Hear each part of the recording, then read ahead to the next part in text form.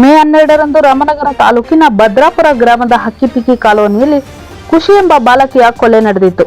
ಇನ್ನು ಈ ಪ್ರಕರಣದ ವಿಚಾರವಾಗಿ ಇಂದು ಡಿಸಿಎಂ ಡಿಕೆ ಶಿವಕುಮಾರ್ ಭದ್ರಾಪುರ ಗ್ರಾಮಕ್ಕೆ ಭೇಟಿ ನೀಡಿ ಕುಟುಂಬಸ್ಥರಿಗೆ ಸಾಂತ್ವನ ಹೇಳಿದರು. ರಾಮನಗರ ಜಿಲ್ಲೆಯಲ್ಲಿ ಮಾಗಡಿ ಕ್ಷೇತ್ರ ಭದ್ರಾಪುರ ಈ ಗ್ರಾಮದಲ್ಲಿ ಖುಷಿ ಅನ್ನೋ ಒಂದು ಹೆಣ್ಮಗಳು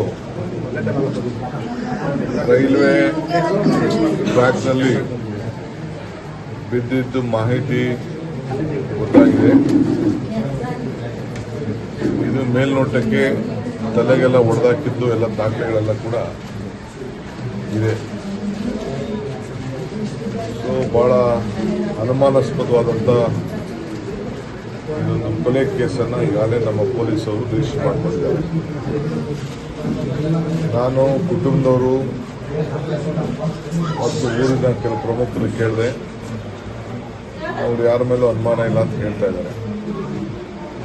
ಆದರೂ ಅವ್ರು ಹೇಳಿದ್ರು ನಾವು ಇನ್ವೆಸ್ಟಿಗೇಷನ್ ಮಾಡಲೇಬೇಕು, ಎಲ್ಲ ಆ್ಯಂಗಲಲ್ಲೂ ಇನ್ವೆಸ್ಟಿಗೇಷನ್ ಮಾಡಬೇಕು.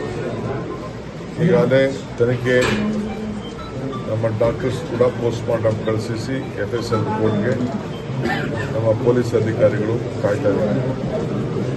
ಬಟ್ ಎಲ್ಲ ಆ ಹೆಣ್ಮಗಳು ಹಾಸ್ಟೆಲಿಂದ ಇದ್ದು ರಜಕ್ಕೆ ಬಂದಿದ್ದು. ಖುಷಿ ಅಂತ ಹೆಣ್ಮಗಳು ಟ್ರೈಬಲ್ ಹುಡುಗಿ, ಮೂಗಿ, ಕಿವಿಯಲ್ಲೂ ಕೇಳಿಸ್ತಾ ಇಲ್ಲ, ಬಾಯಲ್ಲೂ ಮಾತಾಡೋಕ್ಕಾಗ್ತಿಲ್ಲ. ಆದರೆ ಎಲ್ಲ ಥರದ ಜ್ಞಾನ ಎಲ್ಲ ಕೂಡ ಚೆನ್ನಾಗಿ ಇದು ಹಾಸ್ಟೆಲಲ್ಲಿ ಆ ಹೆಣ್ಮಗಳು ಕಲಿತಾ ಇರೋದು ಕೂಡ ಮಾಹಿತಿ ಇದೆ. ತಾವರೆಕೆರೆ ಸೊ ತಾಯಿ ತಾವು ನಾನು ಮಾತಾಡಿದ್ದೀನಿ, ಆ ಸೋದರಿ ತಾವು ಮಾತಾಡಿದ್ದೀನಿ. ಅವ್ರಿಗೆ ನಾವು ನ್ಯಾಯ ಕೊಡಿಸ್ಬೇಕಾದ್ದು ನಮ್ಮೆಲ್ಲರ ಕರ್ತವ್ಯ. ಪೊಲೀಸ್ ಅಧಿಕಾರಿಗಳಿಗೆ ಸಂಪೂರ್ಣವಾದಂಥ ಅವ್ರಿಗೆ ನಾವು ಯಾರು ಇಂಟರ್ಫಿಯರ್ ಆಗೋಗಲ್ಲ, ಯಾವ ಒತ್ತಡಕ್ಕೂ ಯಾರು ನಾವು ಮಣಿದಿಲ್ಲ. ಅವ್ರಿಗೆ ಸಂಪೂರ್ಣವಾಗಿ ಬಿಡ್ತೀವಿ.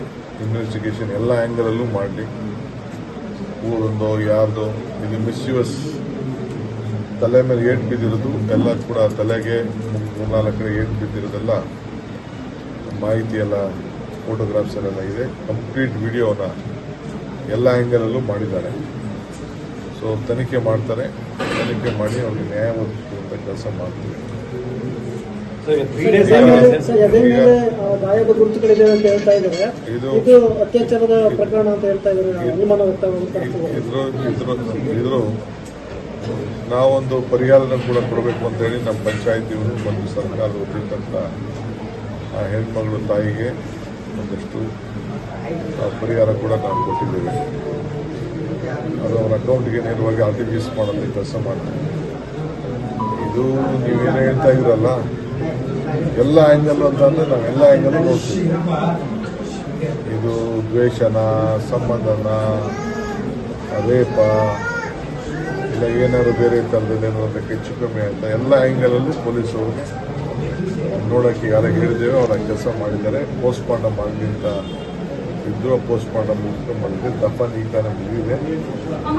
ನಾನು ಮುಂಚಿದಾಗ ಸ್ವಲ್ಪ ಬರೋನು, ಬಟ್ ದಫನ್ ಆಗೋ ಟೈಮಲ್ಲಿ ಡಿಸ್ಟರ್ಬೆನ್ಸ್ ಆಗೋದು ಬೇಡ ಅನ್ನೋ ದೃಷ್ಟಿಯಿಂದ ಮುಗಿದ ಮೇಲೆ ಬರೋಣ ಅಂತೇಳಿ ನಾನು ತರಾತುರಿಯಲ್ಲಿ ಬಂದಿದ್ದೆ.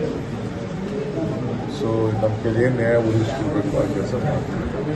ಮಿಕ್ಕಿದ ಊರು ವಿಚಾರ ನಾನು ಬೇರೆ ಸಂದರ್ಭದಲ್ಲಿ ಮಾತಾಡ್ತೀನಿ. ಸೌಕರ್ಯ ಇಲ್ಲ ಅಂದ್ರೆ ಊರಿನ ಹೊರಭಾಗದಲ್ಲಿ ಲೈಟ್ಗಳಿಲ್ಲ, ಸಾಕಷ್ಟು ಮೂಲಭೂತ ಸೌಕರ್ಯ ಇಲ್ಲ ಅನ್ನೋದು ಹೇಳ್ತಾರೆ. ಅದು ಹೇಳಿದ್ದಾರೆ. ಅದನ್ನು ನಾನು ಈಗ ಮಿಕ್ಸ್ ಮಾಡಕ್ ಹೋಗಲ್ಲ.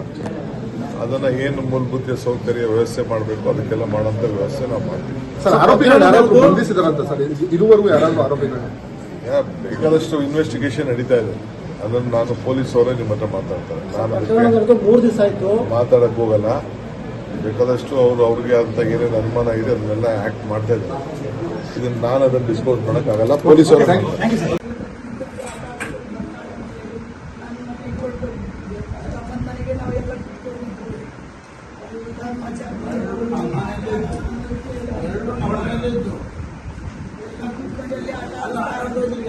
ಅದರಲ್ಲಿ ಅವರು